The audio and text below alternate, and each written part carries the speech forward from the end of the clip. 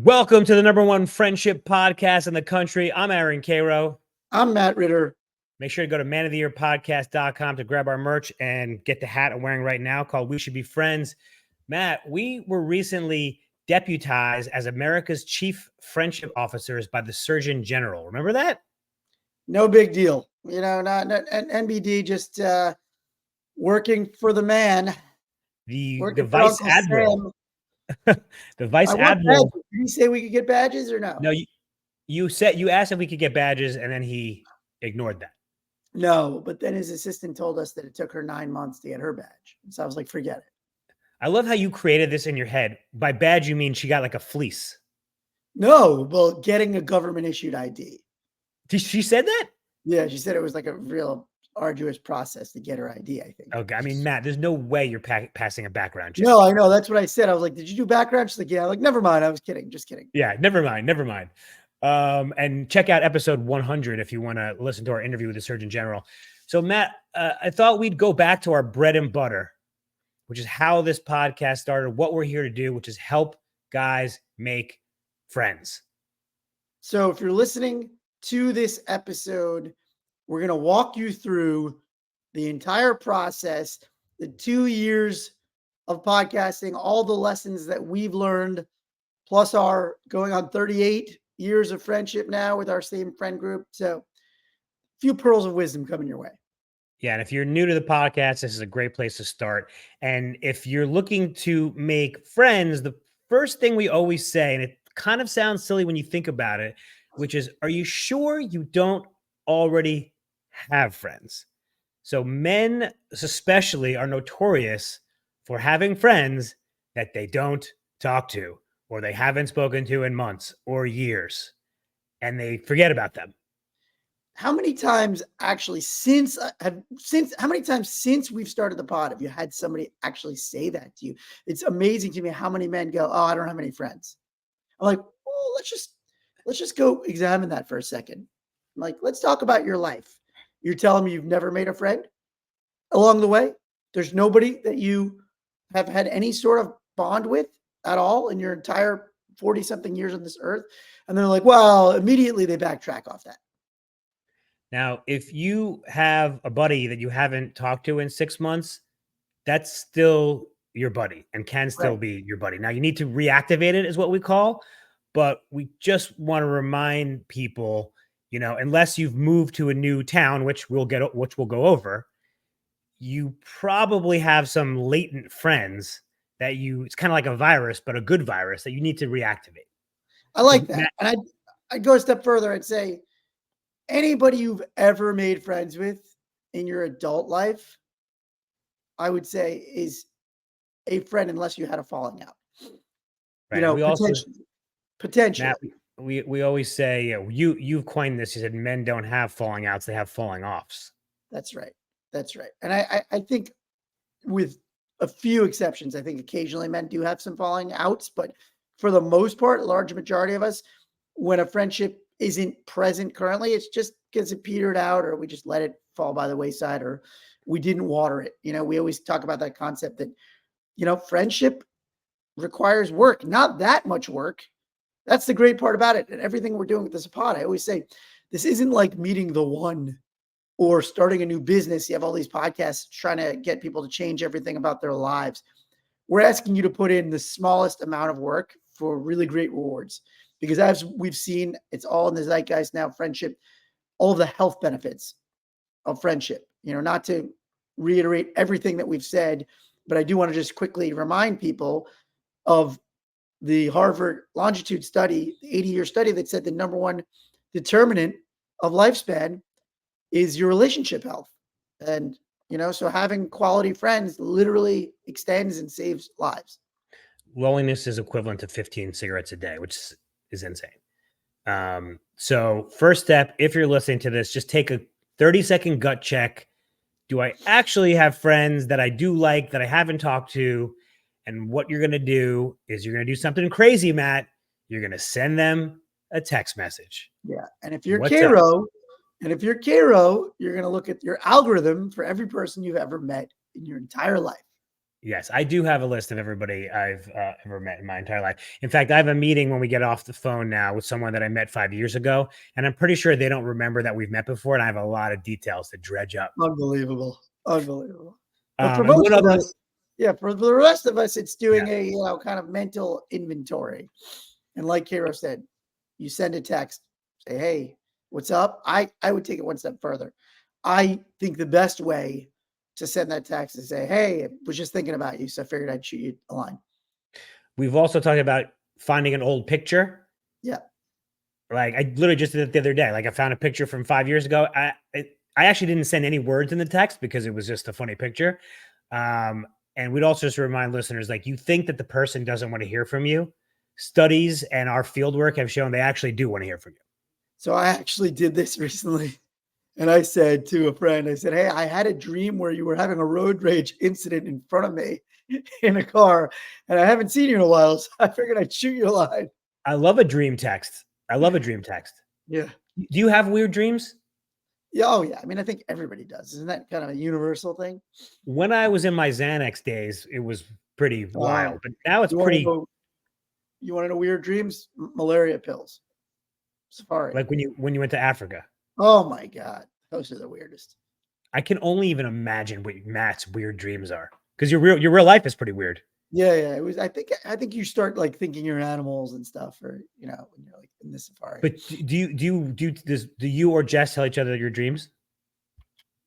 Do we tell each other our dreams? No, Yeah, if there's an exceptionally like interesting one. yeah. Like we My don't wake sister up going, "Hey, what did you dream about last night, honey?"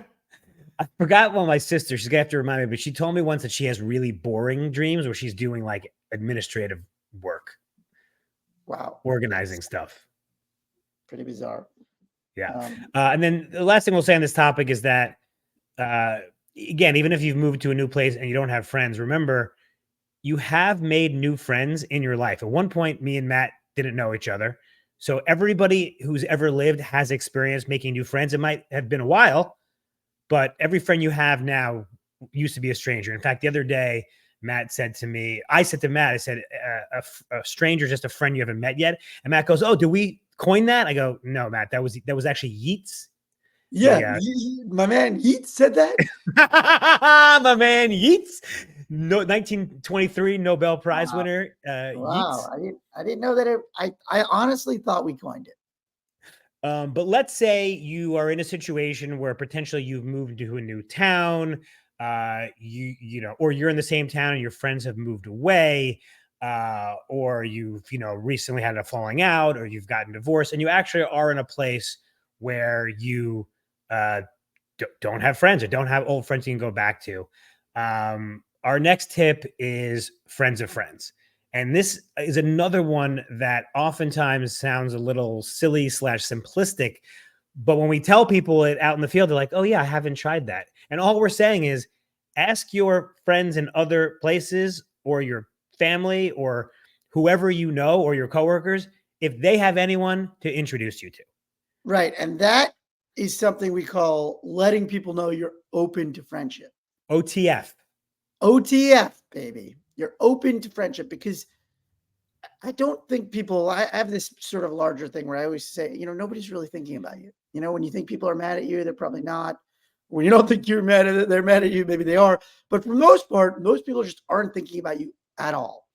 And so if you're sitting at home going, "Man, why hasn't anybody invited me out? Don't they know I just moved to this new city? I don't know anybody." It's like, it's on you to put the word out.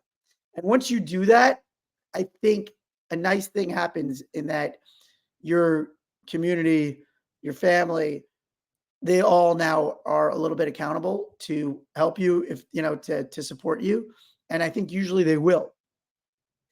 Do you remember the little two word phrase we coined back in the day, which is you're talking to a family member or a friend in another city, you're like, "Hey, I just graduated, I just moved here. Know anyone?" Know anyone. It's as simple as that. It's so, I think we have all these fears that we walk around with, like we were talking about, that nobody wants to, hear from you. I think we also, major one is that we always, our default is, I don't want to be a burden to anybody else. Right. I think we have this thing where it's like, I don't want to Or ask you're people, embarrassed. right? Or you're embarrassed. But I think a lot of it is a combo of those two. It's like, I don't know. It's a lot. I'm going to ask what am I going to ask this person to set me up? Yes, you are. Oh God, they're going to know that I don't know a lot of, and I can tell you, two people who've been doing this, talking to hundreds of thousands of people, you're not alone. Everybody, almost everybody who moves to a new city doesn't have a huge built-in friend crew.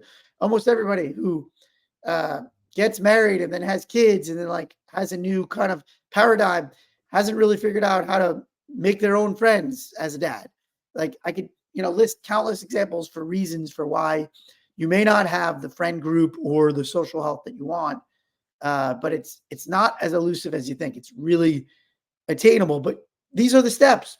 So just follow these steps and then try it out and let us know how it goes. Because I guarantee you, if you tell your entire circle, hey, you know anyone, somebody is going to at least take that step and go, hey, actually, I do know somebody in Seattle. I do know somebody in Cleveland. I'm going to put you guys on a text. Yeah. And nobody is going to be like, whoa, Bobby doesn't know anybody in St. Louis. Like they don't like nobody thinks like that. Right.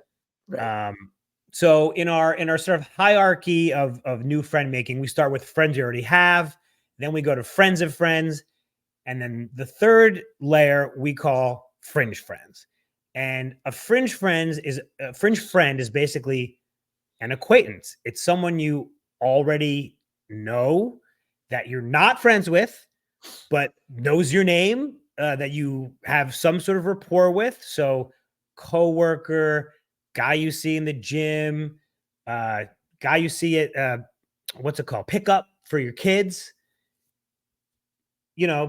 Someone that's in your life that you know their name. Maybe you don't have their number, but at least they know you exist in this world. And oh, Matt, you had a Yeah, no, I think they're everywhere. I think fringe friends are everywhere. We have so many. We have, I just think fringe friends are just this incredible, I mean, I think friends of friends, as we said, are the most solid, like easy to convert.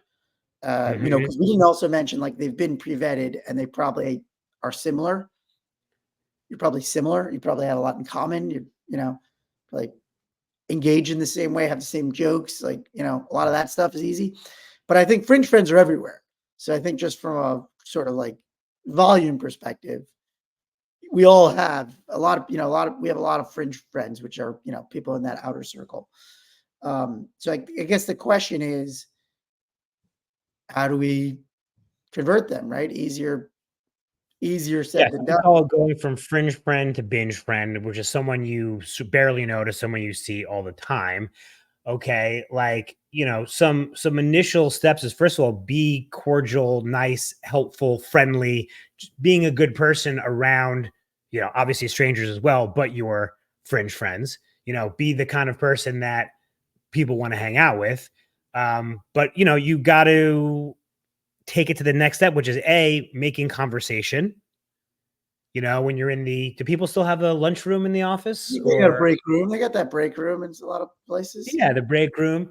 Like seeing the guy at the gym, be like, "Hey, man, you're really hitting it hard." You can start very, very Small small. time.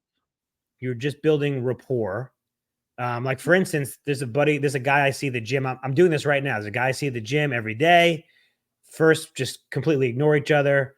Then we're doing a little head nod now, Okay. and I'm moving up slowly to saying hello.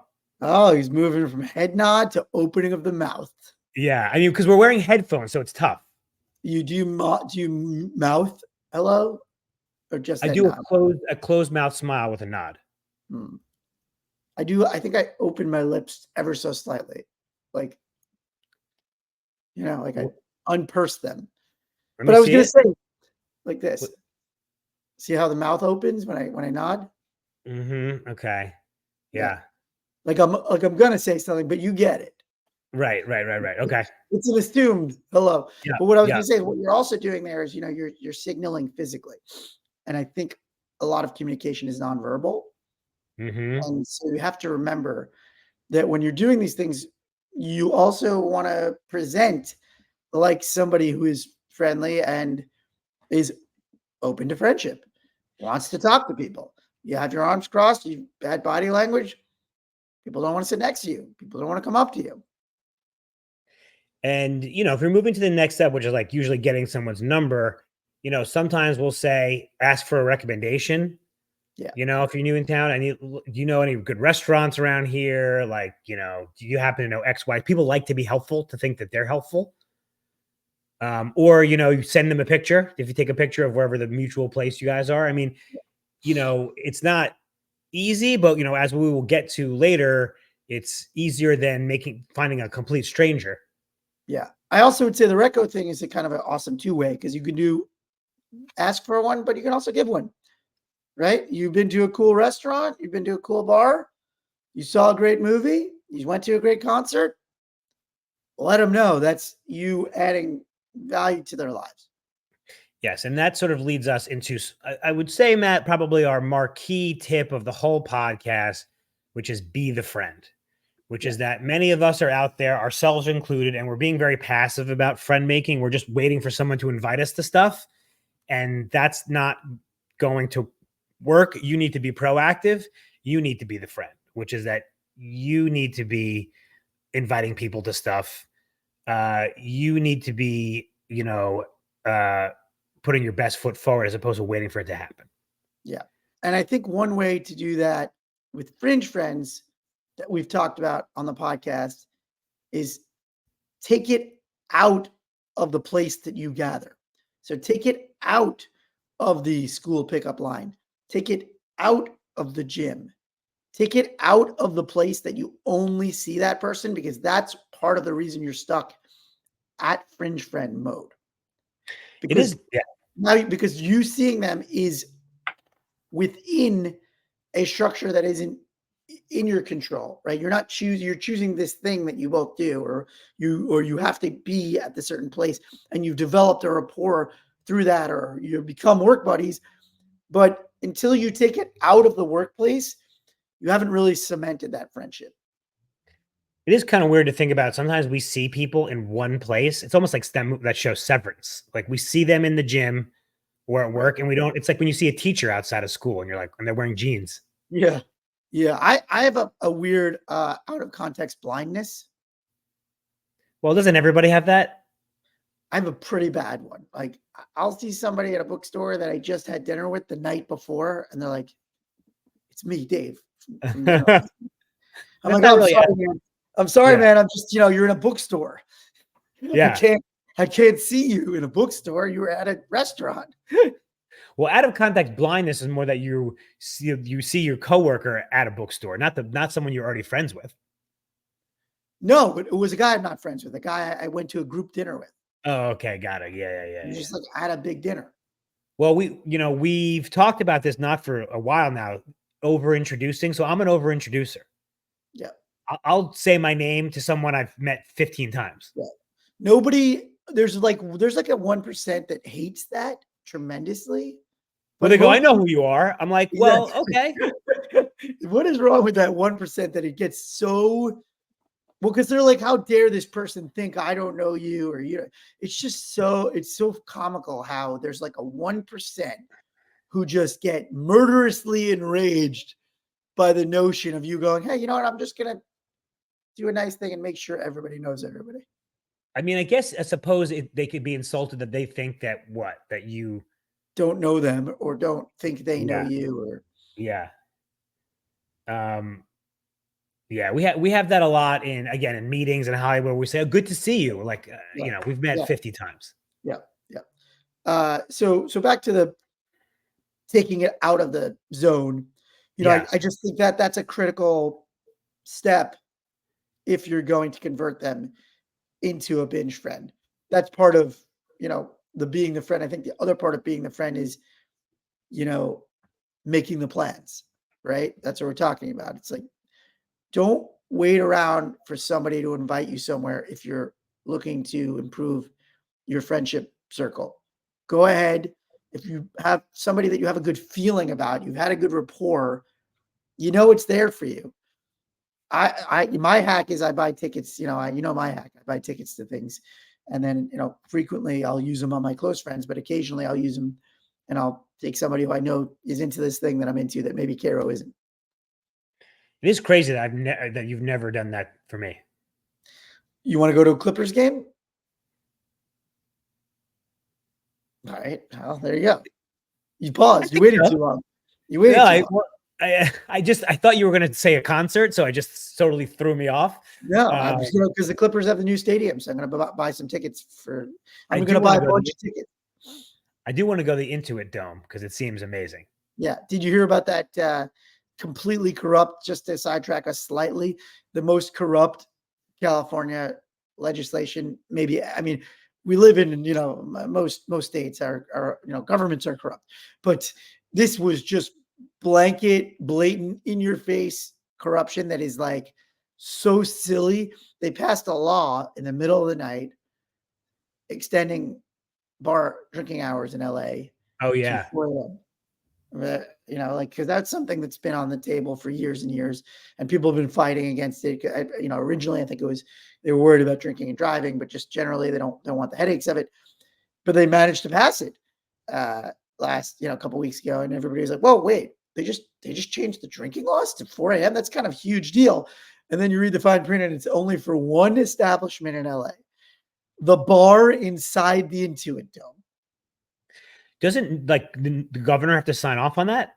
Oh, the governor signed off on it, and his number one donor, I think number one donor is the Ballmer family. So a couple follow-ups. One, who's going to the Intuit Dome after 1:30? The singers and athletes and their friends. Post games, post concerts. But can't you make it a private place and you can do whatever you want? I don't think you can serve alcohol at any staff. It's not a private residence. Right. What do you think about because we're from New York, bars open until 4, we moved to LA, bars open until 1:30. I've gotten accustomed to it now, but I don't know why you can't have some bars open until 4. Well, when I moved here, I was 27 from New York, and I was furious that the bars were closed at 1:30. Now it's the greatest thing. Everyone goes out earlier. Yeah, you're not as sick or hungover. Like you can live. You're alive the next day. You live. So I was in New York last weekend. Stayed out till 6 o'clock in the morning. Like it doesn't even make sense. What? Yeah. You're too old for that. It was 6 days ago. I'm still fucked up. They say every time you stay up that late, it takes a year off your life. I'm gonna fucking die pretty soon. But no, I think that's also the drunk. In LA, everyone's driving, so you don't need people fucking shit faced. Right. No, but are they driving now with Ubers and everything? I mean, people are still driving. By the way, have you taken a Waymo yet? No, I don't like it. Matt, so I just converted Shane, West Side Shane. Guys, if you don't have Waymo, it's a self-driving car. It's only LA, Phoenix, and I think one other place. Life-changing. I'm with Cairo. I'm with the longshoreman. I always say about Matt, he's a blue-collar Ivy League lawyer. Right. He's a work-a-day, lunch pail guy. Can you believe that thing? I mean, did you see the fine print of what they were fighting over?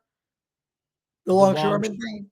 Shoreman. I mean, yeah. I think this is going to be irrelevant and whenever this comes out. What's a friend making? No, it's not irrelevant. We have some of the worst ports in the world. We don't have a port. America does not have a port in the top 50 ports in the world. That's like, I would have said, like, if you said to me, like, oh, who's got the best ports in the world? I probably would have guessed, like, Dubai or something. But I would have based on what? How hot the longshoremen are? What do you mean top 50? No, efficiency, technology.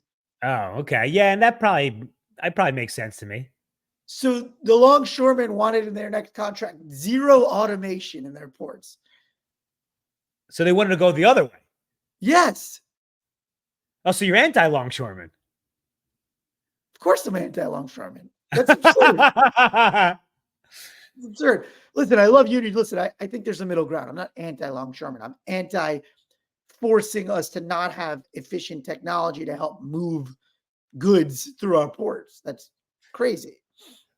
When I was working on Wall Street, I was briefly part of this like internal group that was like trying to find inefficiencies and like Yeah. getting people from different parts of the firm to tell us what was Yeah. going on. And we met with all these traders and they're like, what would help your job the most? And they go, can we have caller ID? We're like, your phones don't have caller ID. They're like, nope.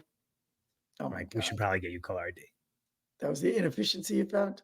But that is impossible. I don't think they changed it. But that's incredible. Listen, I will say this. If you think about our writer's strike, we were striking against AI Yeah. affecting our jobs, technology. So I think, you do have to look at it, right? We're all so quick to be like, how could they not want technology at the ports? It's going to make it easier. Like that could theoretically wipe out a lot of their jobs. Now, whether or not that's good or bad for the economy or efficiency or whatever, it sucks for those longshoremen the same way that somebody could go, hey, why do we need screenwriters? AI can just write the scripts, right? Well, it would really suck for us. And I think we just need to take a bigger look at how we want to be as a society. How do we want to protect workers from having any sort of employment? I mean, however you look at it, obviously this is off topic, but I think it's important to recognize like whether or not it's your industry or not, technology is probably going to be able to come for us all in some way. Yeah. And listen, there used to be travel agents and people who stuck cables into slots to connect your call. Right. So are you saying that we should not have jobs as screenwriters if AI can write the scripts as well as us then? I mean, Because that's what you're saying. If they're better than what we write, maybe, but Yeah, they're not. they are. They will be in a year. Nah. Yes. Nah. You're, It's you're, not even you're, AI. It's you're LLM. literally sounding like one of those guys that drove me to the airport 10 years ago. And he was like, are you telling me a self-driving car is going to be able to do this better than I can? And you just now admitted that the answer You is yes. said 1 year from now is going to be better screenplays. 1 to 5 years. Whoa, now it's 1 to 5. Look at this guy. They call him. I'm not saying 100% it is, but we know for sure that they will get there. I mean, you would have to be like, I guess, completely willfully blind or dumb to not believe that. Well, my only thing is that, well, first of all, we don't know what's going to happen, but this isn't AI. It's LLM. It's not what we think it is. Well, that's arguable. That's a different conversation of what Yeah. it is that they're doing. Are they just generating and regurgitating everything that's ever been made, or can they come up with, it really depends on what you actually think of creativity really is. Yeah. Because what do you think our brain is doing? There's have you seen any TikToks of there's a thing, I think it's called Notebook LLM, where it can take anything and make it into a podcast? Oh my God. Bye-bye. They fed in someone's credit card statement and it's to AI. You wouldn't even know. It's like, hey, wow, you're taking a lot of Ubers late. Like it's just based on a credit card statement. And the other person goes, yeah, I'm trying to support blah, blah. It's like, it says, we're going to be replaced by a credit card statement. I mean, if it's your credit card statement, it'd probably be pretty interesting. That could be a pretty interesting pod. Pretty interesting. So before we're gonna have to make this a 2-part episode. In the next episode, we're gonna talk about making friends from complete strangers, which is the fourth and hardest layer of the friendship making pie. But before we go, just want to talk about one thing which, Matt, you often bring up, which I think is very smart, which is friends don't have to be everything to you. We haven't really defined what a friend is or what the goal is yet. So of course we're looking for a friendship like you and I, but there are many types of friends. If you just have a buddy who you go to concerts with, let's start there. Right. I'm with you on that. I think people have this idea almost the way that they do for a life partner of like, I'm looking for this, perfect thing. And it's like, but friends don't, look, I agree. Or your close inner circle, you have, high expectations that these are quality friendships that you can be vulnerable with, that you have, kind of, duality. They talk to you, you talk to them about things, and you make plans, they make plans. It's not one-sided, all that other stuff. But with the lack of work, colleagues anymore, people are remote, people are moving, it's a lot harder to even have that second ring, that outer ring. So I think to the extent that you're making sort of outer ring friends, that is beneficial to your social health too. And I think people forget that. They think it's kind of this binary thing like, oh, either I have close friends or I have strangers, and there's nothing in between. Right. Because by the way, that concert friend, that activity friend has other friends, and then you meet those people. Yeah. And you don't necessarily have to level up those fringe friends. If you're content with that status, that is also great. I want to say that. But if we're talking about, hey, how do we make high quality friends, where we wanted to just say, hey, that's a really nice pool of potential candidates. So just to recap, if you're looking to make new friends, step 1, think, do I already have friends? Step 2, look to friends of friends. Ask your existing circle if they know anyone. Step 3, look to fringe friends, which are acquaintances that you already have some sort of rapport with.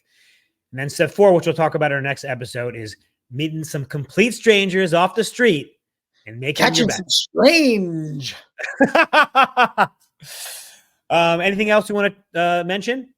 No, I think that was a good primer for everybody. I think our goal here is we wanted to just give you a starting point if you haven't listened to the pod before, just the basics about what we're trying to do here and how we approach looking at this thing. We just want you to not feel that it's a daunting task. That's the main takeaway. Should not be daunting. You shouldn't feel like I'll never make another friend, or I'll never have close friends, because you will. You can. We've talked to so many men who were in this situation when we started this pod, and now we get all these messages of like, I listened to you, I did this, I started going to this place regularly, or I asked my friend at work to a concert, or I asked my friends if they knew anybody when I moved to LA, and they introduced me to 5 people, and now I have a whole new circle. Love it. Okay, guys, stay tuned for our next episode. Always remember, be good to yourself, be good to your friends. Love you, buddy.